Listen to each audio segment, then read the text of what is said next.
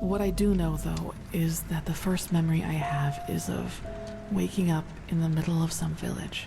I eventually found the strength to get up and look around, and, well, that's when I realized what was actually going on around me. The entire village. It had been destroyed. There were corpses everywhere. Men, women, children. And the houses had been crushed as if some mad god had rampaged through the streets there.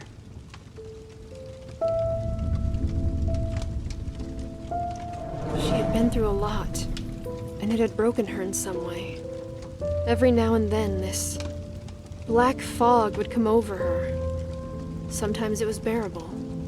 Sometimes it was so bad that she refused to leave her tent all day long.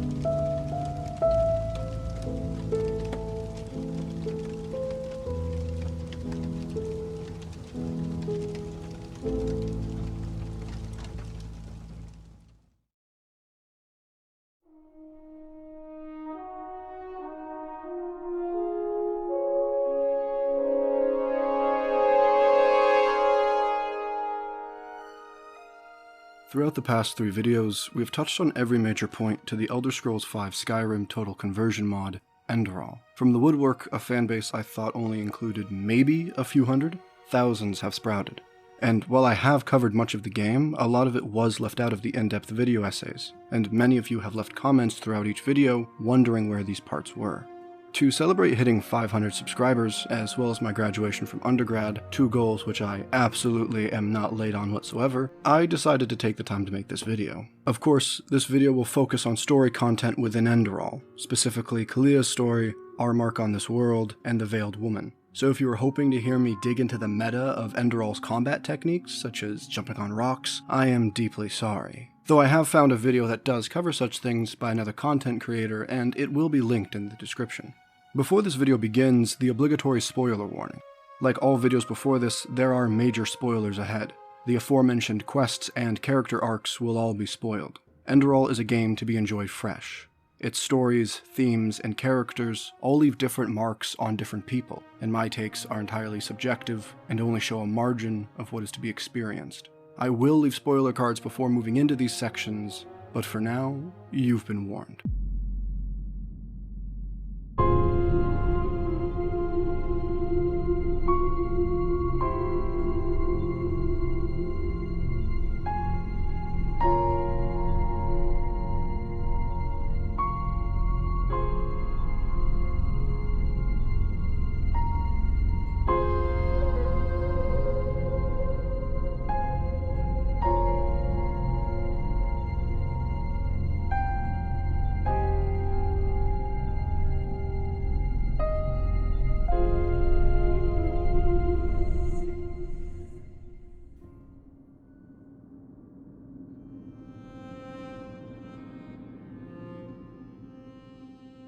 In my last video, as I was reminded many times, I did not cover all of the DLC quests.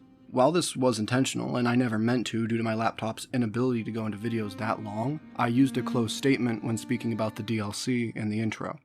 As I'm sure many of you understand, there are major spoilers ahead for all story-related content within the DLC. The Relata questline, Yuslan's quest, and the Dreamflower ending for the main quest will all be spoiled.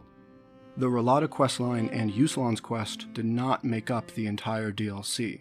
Please, take this video as an apology, as well as a thank you for showing more support than I thought I'd ever get.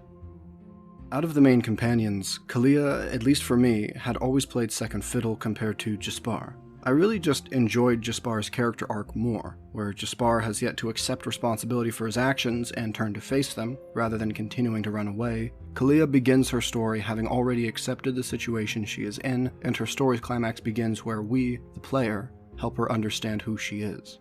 Already those among you who have played Enderal, which I assume at this point is all of you, might raise an eyebrow at that last statement, that Calia accepts her situation. Though to clarify, she does accept it, but that doesn't mean that she's happy about it. She's a woman who takes a proactive approach to the world's issues. I want to change things, to make the world at least a little bit better. And yes, I do realize that this means a lot of hardship and hard work for me, but I'm not afraid of that. Do you know why? Because that's what's missing in this world. So many people just talk, talk, talk, and never act, because that would mean that they'd have to actually endure something for what they believe in. She's come from nothing, an orphan found in the woods who supposedly caused the destruction of the village that found her. She was forced into the Undercity Ark and was finally given a chance at life when a Magister found her. While I've been writing this script, it's come to me that the companions, as well as the antagonists, the High Ones, all share the idea of the shadow from Carl Jung's philosophy. For those of you who may be confused as to what I'm talking about, the shadow is your past actions and sins. The more you run from it, the stronger it gets. To escape from it, you must turn and embrace it. For Calia, however, we will focus on her story through the lens of character conflict. Conflict is important to any character. It helps define who they are within a story. Even characters with similar backgrounds will find themselves differentiated through the types of conflict they face and the outcomes they reach. Enter most characters in Enderal. While all of them are engaged in a person versus self conflict, something we will explore later, each one is engaged in a different set of external conflicts. Jaspar internally battles his self-doubts, fears, regrets, and lack of not being a hero, something that many of us can relate to, and he externally pushes back against the expectations others push onto him. Tilor, my favorite character, is engaged with his fears about failing as a leader, though he is also heavily entrenched in a person versus supernatural conflict as an emissary in a battle against the High Ones. Calia, for her part, is not only battling herself, but the society she grew up in, though perhaps a quick overview of Calia's life is necessary. Shortly after birth, Calia contracted an unknown illness and died.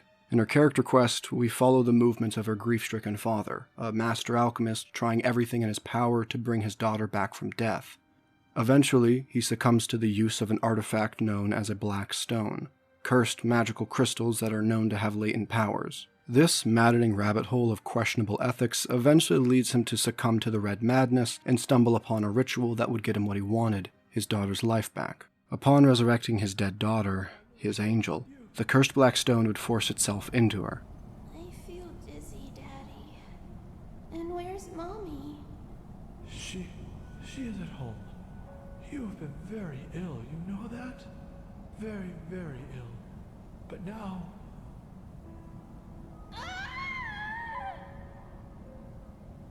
Maya, what's wrong?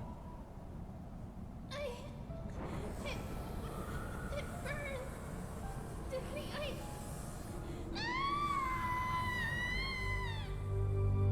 becoming an ever-lingering danger to both Calia and those around her should she ever lose control. An unknown amount of time later, she was found unconscious in the woods near a village. Calia had nothing except a blanket with her name stitched into the fabric and a mark on her cheek. In her comatose state, the villagers could do nothing to wake her, and the first memory she has is of a bird's-eye view as she watched the entire village being destroyed and the feeling of nothing but pleasure at the sight. Accused of the destruction of her village by a hunting party who were absent during the destruction, Calia fled to Ark, where she was summarily sent to the slums and left to raise herself. That is, until a favorable Magister Tyrus found her and raised her as an outsider novice within the xenophobic Holy Order. At nearly every step of her life, she was challenged by those she was surrounded by. From here, it would be fine for a supporting character to be left with this conflict. They are the black sheep of their society.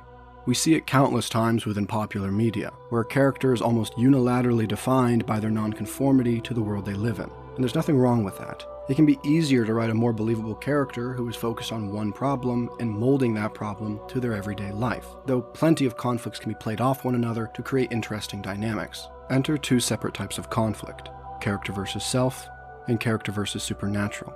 Calia could be argued to have either one, as the magic that is imprisoned inside her is very much a separate being to her, a lingering consciousness, the dark corners of your mind if I am to invoke one of Samuel's favorite phrases. This very much reads as a supernatural force. However, supernatural conflicts are considered external threats, and how Calia eventually reaches to overcome this literal inner demon is through intense self-reflection and understanding, making it a better fit for a self-conflict in my eyes.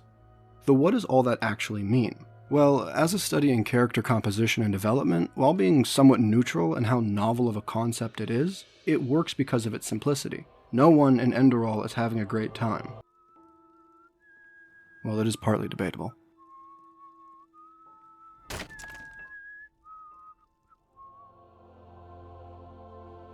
What I mean to say is that Enderal deals with heavy-handed stuff, hardly ever shying away from it, but it can diversify the causes, connect them at a base level, and make them all tied to the central theme. I fail myself to explain the concept in better words, but Calia has a simple story, woven with an intricate hand, that creates an empathetic character.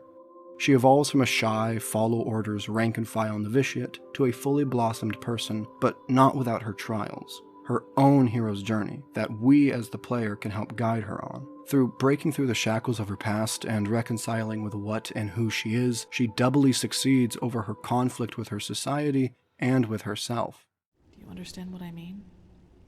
I'm not deluding myself. Living with this thing will be something I have to wrestle with for the rest of my life. There will always be moments of weakness when it will try to get the best of me. But I will always resist.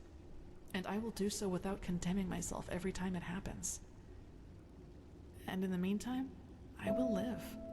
I will do all the things that I never allowed myself to do. Build friendships, go see the world, and go dancing. It is our involvement that makes it all the more wonderful to see her succeed. Her story is delicate. It deals with themes of sexual assault, mental, physical, and child abuse, grief, loss, and outcasting.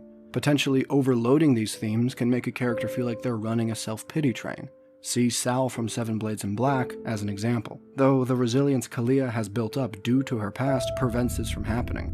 She doesn't waver and beg for people to feel bad about her. She takes action to improve herself. At least that means that all of this wasn't for nothing. We did something good. And that's...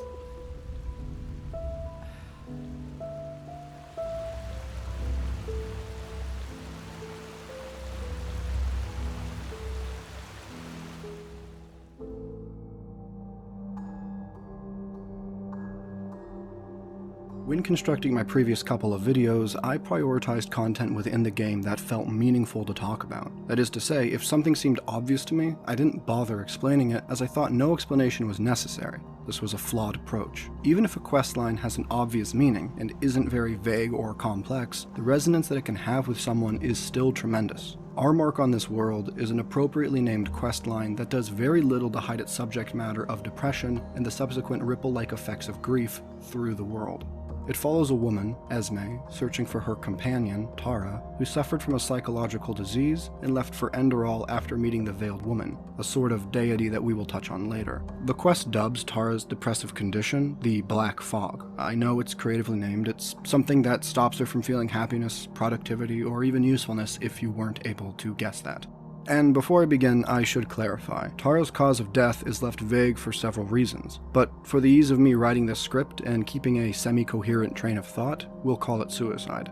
Moving along, telling a story like this to generations where doomsayings, societal corruption, and oppression have ruled our days is a difficult task, as many of us have probably dealt with major or episodic depression before and may have even considered suicide. These are feelings, as horrible as it is to say, that many of us may be all too familiar with. To speak as though I'm an English teacher, we have an ethos when observing these stories.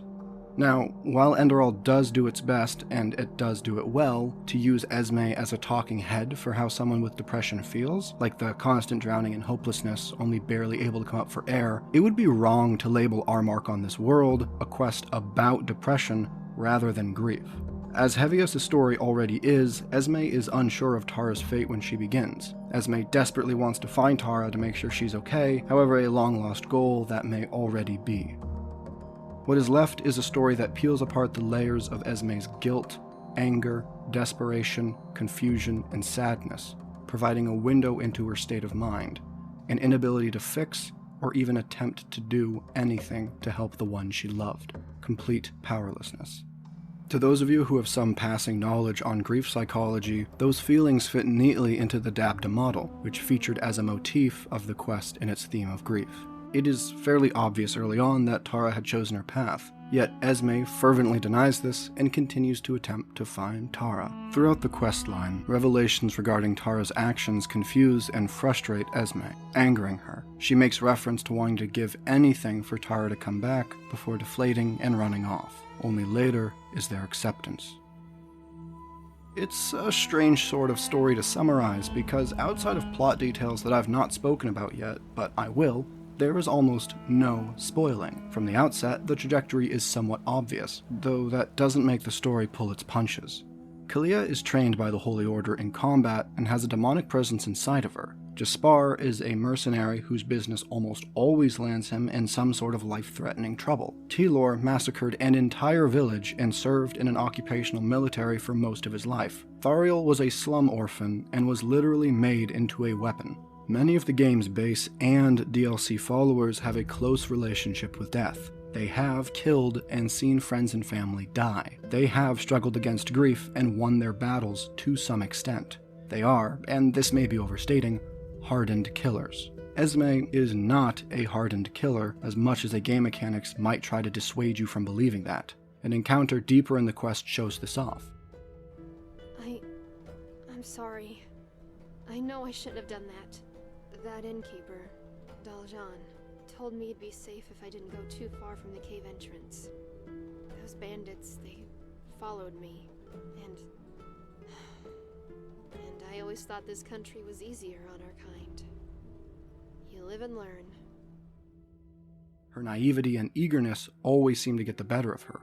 Watching a character as bubbly as she become contradicted with rage and sadness tears a hole in the chest. A quest about grief is nothing without someone to experience that grief.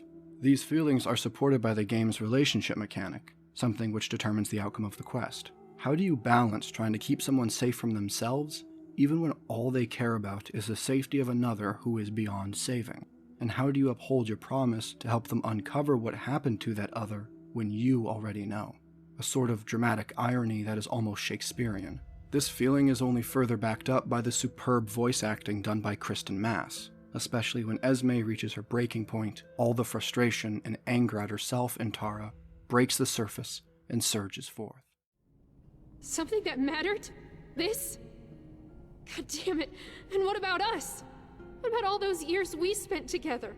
Didn't they matter too? Why, Tara? Why by the 7 wasn't that enough?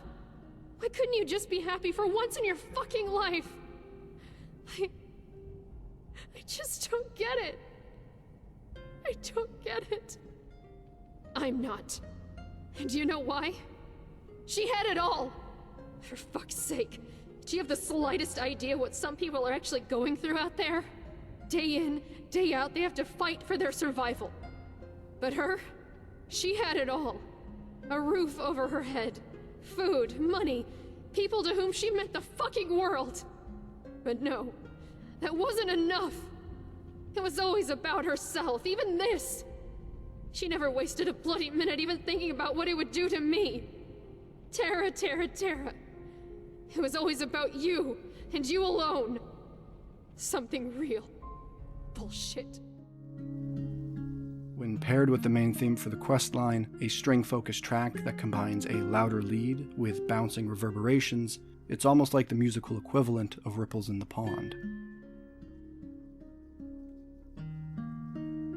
I've seen it written that this is one of the most popular side quests in the game, and while I can't absolutely confirm or deny that, I could see why. It's not a difficult story to grasp, especially for the game's target audience. We've both been in these characters' shoes at some point in our lives, and while there are a myriad of lessons to learn from stories of grief, I think the main takeaway from our mark on this world is exactly that. Do not underestimate your meaning and importance to others.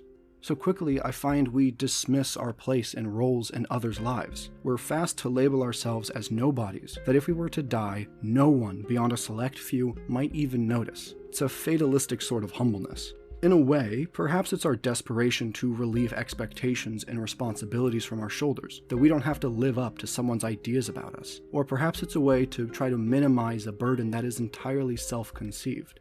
There is something to be said for not being overbearing or expecting others to have you on their minds every second of every day. The story of Achilles is a great enough example of that. But humility can be as sharp as any razor when used flippantly, when dismissing the cares of others. And when you eventually leave this world, do not dismiss the hole you will no doubt leave and the pain others will feel. A pain that is quite literally like no other, potentially life-destroying, only able to be experienced once.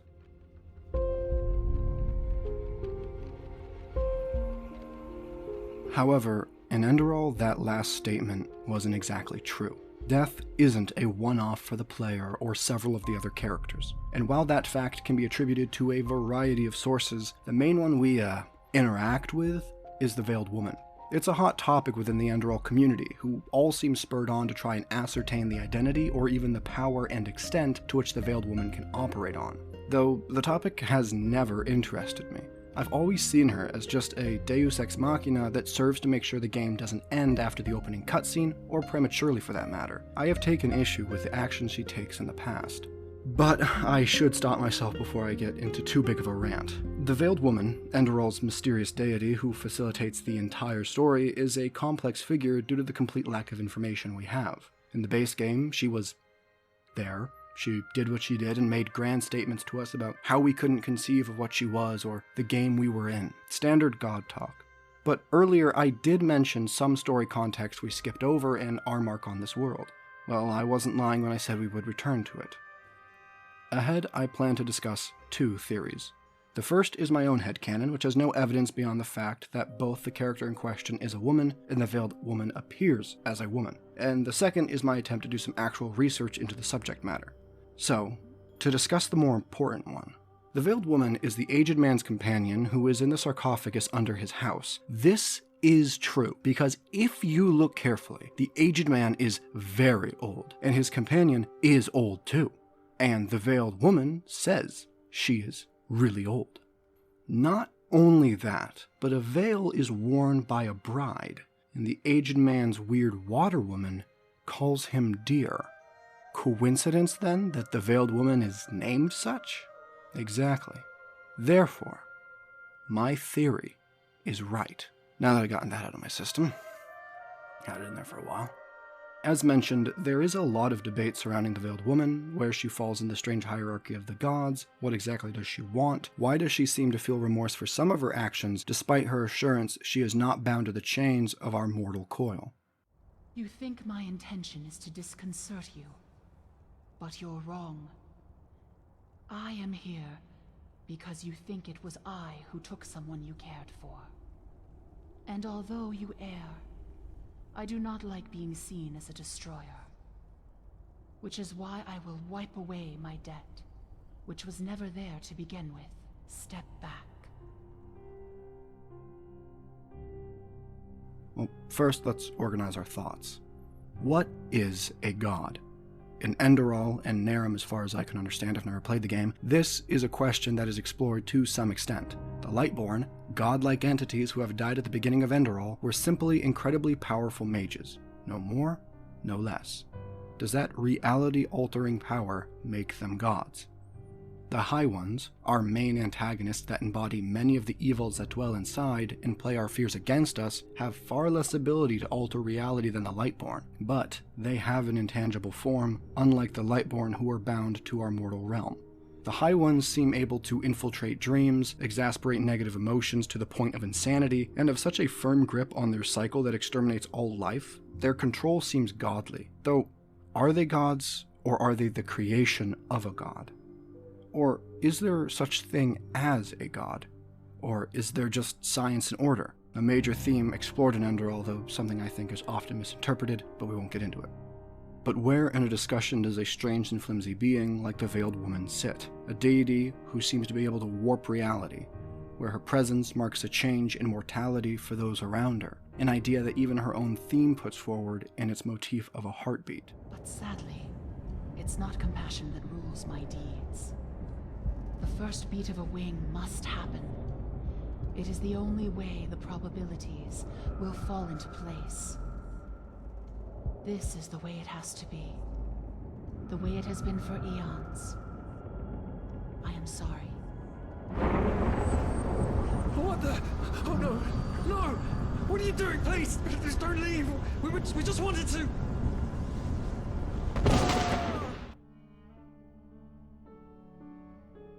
First and foremost, I think the Veiled Woman is, to no great surprise, intentionally vague, and no answer is meant to be uncovered, and her name is symbolic of that. A veil obscures not only the vision of the one looking out, but the one looking in.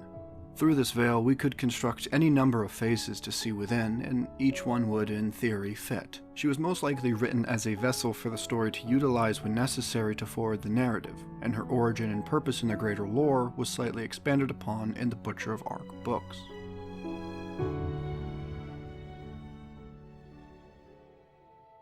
In like manner, we are told again that, in Spain, when he was at leisure and was reading from the history of Alexander, he was lost in thought for a long time, and then burst into tears. His friends were astonished and asked the reason for his tears. "Do you not think," said he, "it is matter for sorrow that while Alexander, at my age, was already king of so many peoples, I have yet achieved no brilliant success?"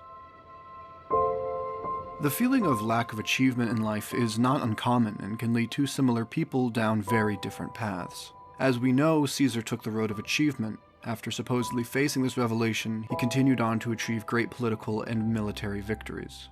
Though for many, when faced with the pressure of others' success, it can be hard to push forward, easier to feel demoralized and to self-deprecate, trying to find a safe path where things may be more guaranteed. Being 22 while writing this, I am constantly bombarded by video shorts of people my age who talk about having ground out their time and are making over six figures. It's hard not to feel as though I've done nothing with my life. That perhaps I'm going about things wrong. That instead of pursuing a dream job in editing, I should give up and go a safer route where work is steadier and easier to come by. Betraying myself in my dreams and living while dead. Only doing what will secure for me a normal life in a world that is anything but. In essence, living a false life. For what is the difference between a corpse and someone who has shirked their body's wants, desires, and mental and emotional needs? I feel as though many of us are in or have been in the stages of life where you feel as if you're going through the motions. Oftentimes people lament about having done nothing with their lives, that nothing would be different should they be dead or not. The Veiled Woman is something that explores this concept.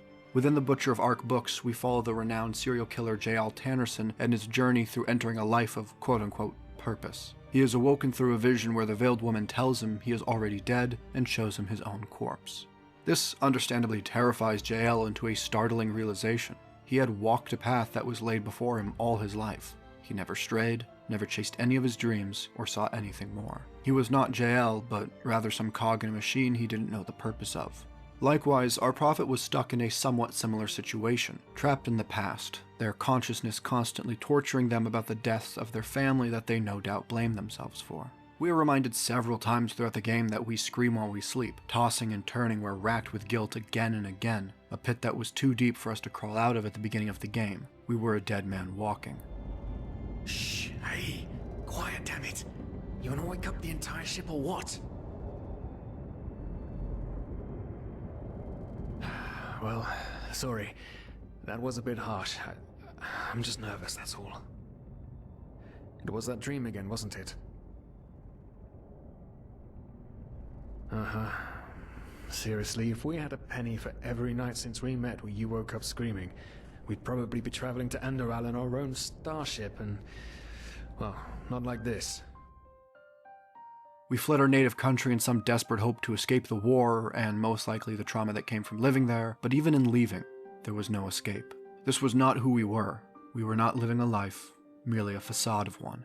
Enter the Veiled Woman, coming to breathe purpose to us and set us on our journey as the prophet emissary. The Veiled Woman seems to have some kind of attraction to those who do not know what their purpose is. She, in a way, seems to possess people and take control of their lives, pushing them further into a new life. The universe Enderal takes place in is a sort of multiverse, where there are infinite universes, all identical except for small variations that may eventually end up creating more dramatic differences. Each time a decision is made, each time an outcome comes to be, countless more universes are created where every different outcome could have and did happen. A sort of extreme butterfly effect. And this is something that Jaspar explains better than I. The glance on the sea of eventualities. Alongside, but apart from the reality we're in right now, exist countless other realities, in which some events have different outcomes, so to speak. A version of this very same room, for example, with the very same people in it, only that Meister Firespark's beard is on fire. And what defines an Arcanist, someone capable of magic, is that he or she can see those other realities and let parts of them come true. And something the Veiled Woman confirms. You don't believe me, and you are right. I cannot see the future. However, there is no need for that. All that is required is a glimpse beyond the surface. And suddenly it becomes clear that we are nothing but a sea of endless possibilities. And if one listens long enough, the shapeless takes on form, and the unfathomable becomes tangible. So, if she is unable to influence many of eventualities and tries to influence events through subtle pushes on certain individuals in the right direction, then she is not a god, and her desires must align with some outcome we could predict, right? Well, sort of. As mentioned before, our mark on this world expanded upon the Veiled Woman with a cult that she compelled Tara to join when first offering her the opportunity of purpose in Enderal. While investigating Tara's disappearance, we can uncover a small book titled Kadath in the cult's headquarters. To paraphrase the book, long ago man lived in utter pleasure in a city of gold and plenty dubbed Kadath, this assumedly all the creation of the Veiled Woman. Though through plenty a sense of emptiness was born. With nothing to struggle or strive towards, their lives became empty, purposeless. And as the emptiness of man's life became more and more apparent, the Veiled Woman grew mournful. She realized that there is no happiness without struggle, that joy cannot be appreciated in abundance. Rather, it's the fleeting moments of happiness amidst the lows in life that make it appreciated. And so, she smote Kadath. Acid rained from the skies, winds brought plagues, and the earth itself opened and devoured the golden towers and cities of Kadath into an abyss of fire. And it was there, on the embers of this once so glorious city, that she created the new order. She created hatred, she created pride, she gave birth to fear, she gave birth to suffering, and she created the cycle, and with it, hope. The seed had been sown. It's a pretty biblical-sounding story, and one with implications as to the purpose and will of the Veiled Woman. Though, from what we've already discussed, I think some things can be assumed. The Veiled Woman is a strange sort of benevolent. While there are many things to question about her, I do not doubt her long life, and a being with that sort of perspective is sure to disregard short-term solutions in favor of long-term. She seems to wish the solution of purpose be injected into man's life. But from what's seen in Tara's story, the purpose she gives is fleeting, to say the least. With all this to consider, I've come up with 3 theories: the balanced, the ruined, and the infant. To save some time, I'll only cover 2 of them in any depth: the balanced and ruined, with the third, the infant, being so far unlikely that it doesn't even merit much discussion. The ruined is the middling of the theories. It could be implied, or it could be nothing more than a misreading of her purpose, that she truly did create the cycle, and thus the high ones. And while the first few cycles went about as she had anticipated, when she went back to interact and try to exercise her power on our eventuality, the high ones had surpassed her and limited her influence. And for the past cycles, she has been trying, subtly tweaking things where she could. Not for learning, like the infant theory, but trying to find a way to subvert the high ones and finally coming to a semi-successful conclusion with our cycle. Though, this theory doesn't really have much weight when you begin to look deeper. It doesn't quite answer why it would take her so long to figure out a way to stop the high ones, and it hardly touches on why she would be so hesitant to give any clear answers as the aged man does, and any attempt to explain those 2 away would be flimsy at best. No, to me, the most likely theory is the one most commonly agreed upon: the balance. Wrong life cannot be lived rightly. The Veiled Woman is simply trying to offer mankind the challenge it needs to overcome its worst qualities and lead a fulfilling existence, to create an event so terrible, led by a creature so horrendous, and predated by a disease that cranks a person's worst qualities to 11. Truly a challenge one would find to show mankind its greatest flaws and lead them to band together and overcome it, right? Well, that obviously didn't happen. And mankind is so entrenched in self-destructive ways that it cannot ever escape what is literally a cycle. But the high ones exist, and they make their own puppets to ensure the cycle continues, choosing individuals of influence and exposing the crack in their ego so wide that it's the fear that drives them. How do you combat something like that? Well, to offer my own thoughts on the matter, I believe it's something which needs to be combated from the outset of humanity, and I think this is what the Veiled Woman was looking for all along. The High Ones are granted their power through humanity's ego and refusal to accept that we are the cause for all our own problems, something that is ingrained into our very humanity. To win over the cleansing is not lighting the beacon, although that is a task that could certainly be completed over time. It is to avoid it entirely. To learn and grow better than we are, rather than a vain attempt to shirk our duties. There are many beats in the story where one could gesture to and declare a point of no return in the cleansing, but the entire story seems to take place past this point of no return. We have followed the footsteps of every civilization before us that fell to the cleansing. To point to a specific event, I would look to the Red Madness or the creation of the emissaries. Once this disease appears, it is the sign that humanity is so unfulfilled that the High Ones can manipulate us to their own will. That then raises the question as to why our cycle is any different, and why, when the Prophet normally dies, the Veiled Woman decides our cycle has redeemed itself enough to be given a second chance. Well, as I said at the beginning, it reads more of a necessity for a satisfying ending to a story than anything that can be concretely explained, but if I had to give it a go, the Veiled Woman seems invested in our own growth. Perhaps she does not see potential in our cycle, but in us, the Prophet.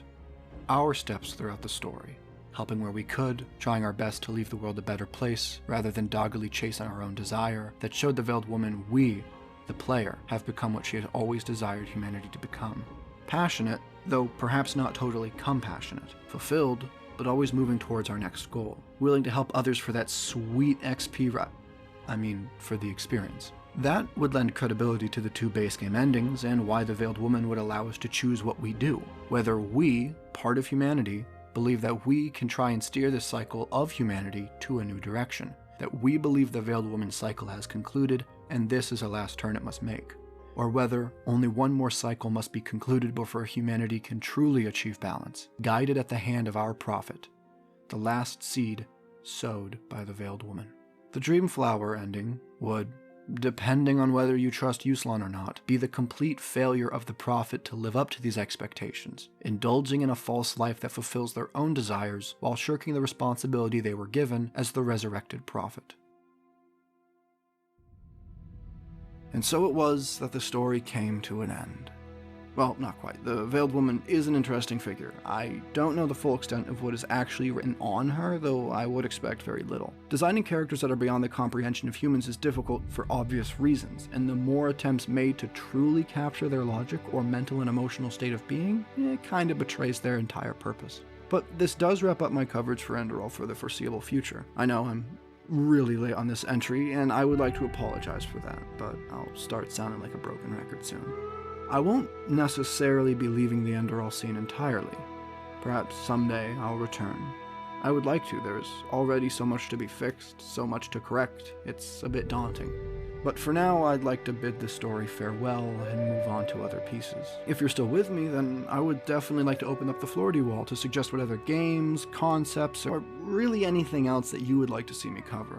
I'm trying to wrap my head around some things, but I have a couple of really big concept videos in the works that may lean a bit towards this educational side of things, but it will still relate to storytelling in the end. And trust me, I've heard your calls for me to look into Gothic as well, so don't fear, I will do that. Lastly, I'd like to take this chance to thank you all for your support thus far. I don't deserve what I have right now. I don't produce fast enough. Oftentimes conflicting interests interrupt my ability to craft new videos. It's a reflection of what I have to overcome.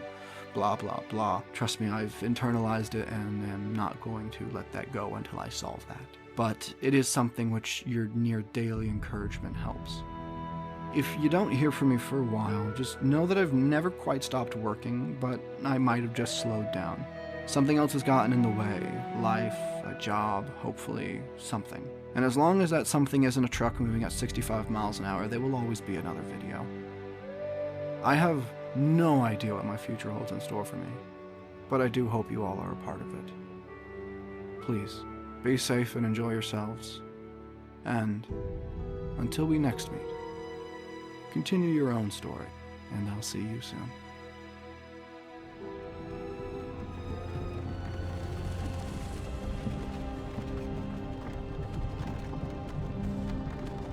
Hey, you. You're finally awake.